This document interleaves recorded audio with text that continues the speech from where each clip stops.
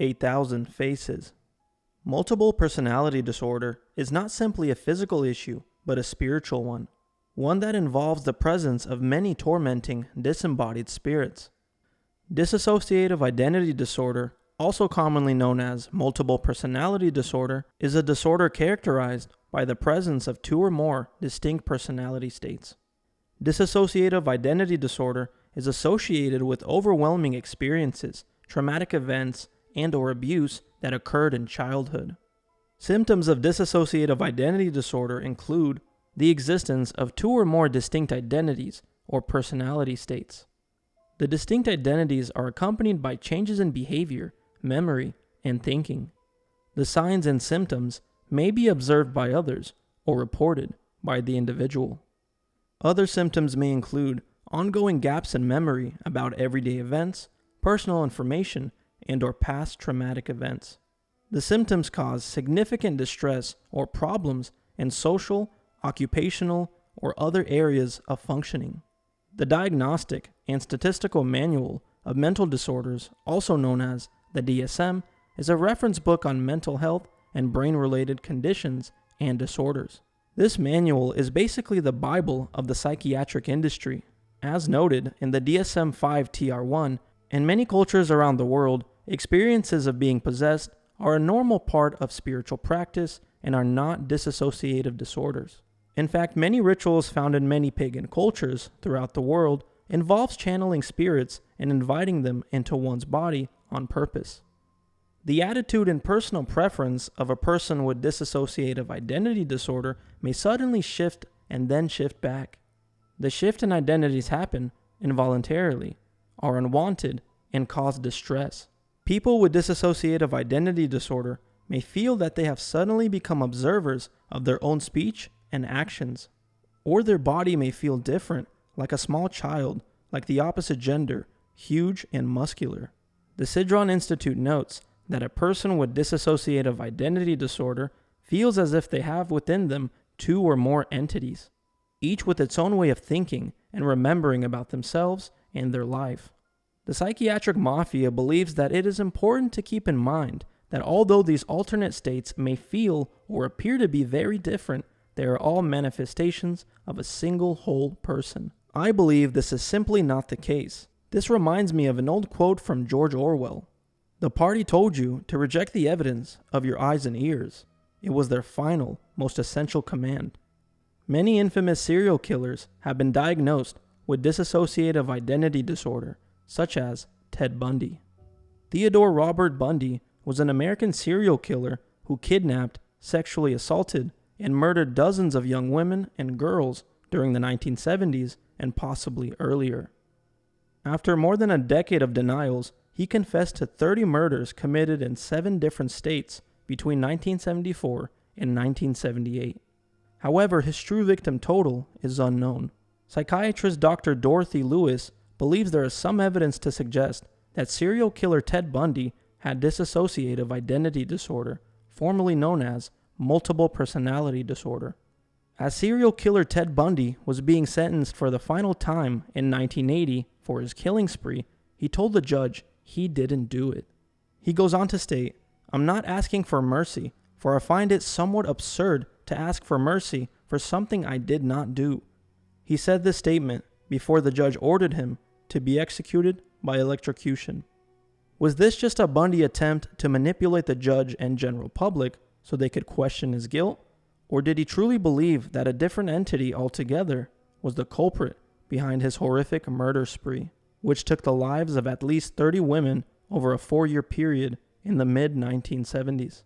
Psychiatrist Dr. Dorothy Lewis, the subject of the new HBO docuseries, Crazy, Not Insane, believes that this quote may be evidence Bundy was possibly somewhere on the continuum of dissociative identity disorder, in which a person possesses 2 or more distinct personality states within them.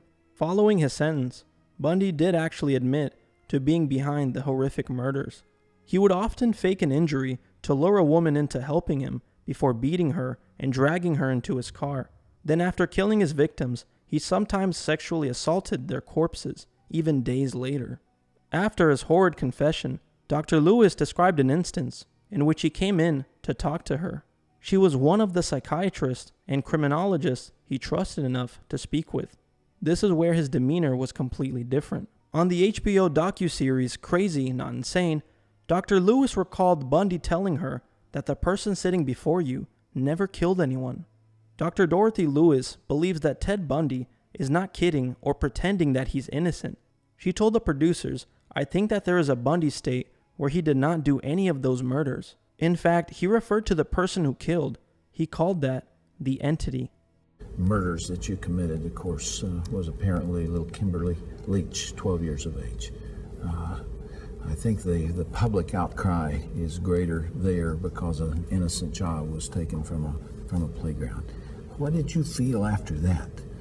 Were there the normal emotions 3 days later? Where were you, Ted? I can't really talk about that right now. That's too painful. I would like to be able to convey to you what that experience is like, but I won't be able to talk about that. Okay. Bundy did indeed cast blame on an entity in his head for the murders, a force he claimed drove him to kill. Bundy also told Lewis that by spring of 1969, this entity had become powerful enough that he felt compelled to act out. Ted Bundy claimed that the entity was fueled by his pornography addiction, a statement some dismissed as a sympathy grab. However, journalist Stephen G. Michaud, who interviewed Bundy with colleague Hugh Ainsworth, claimed that in one session, Bundy's blue eyes seemingly turned black as he talked about the entity.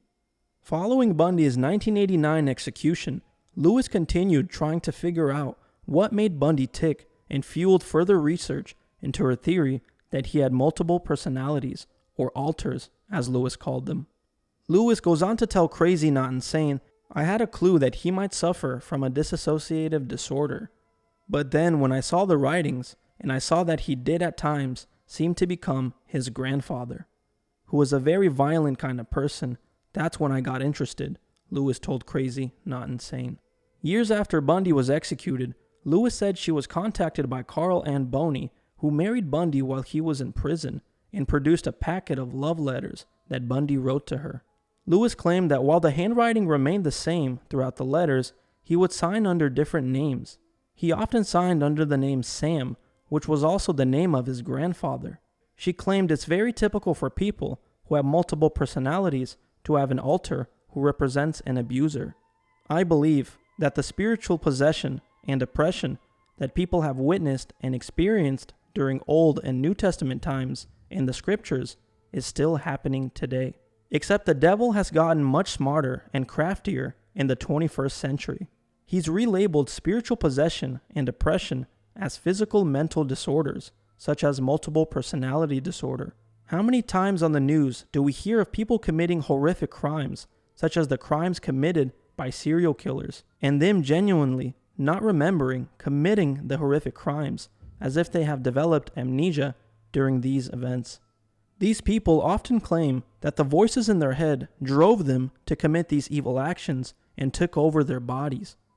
1/3 of Jesus' ministries was spent dealing with these evil entities. As the book of Enoch states, the spirits of the giants afflict, oppress, destroy, attack, do battle, and work destruction on the earth and cause trouble. They take no food, but nevertheless hunger and thirst, and cause offense. And these spirits shall rise up against the children of men and against the women, because they have proceeded from them. And this is currently happening as we speak, and has always been right in front of our faces. And unfortunately, many believers seem to be completely oblivious to this fact.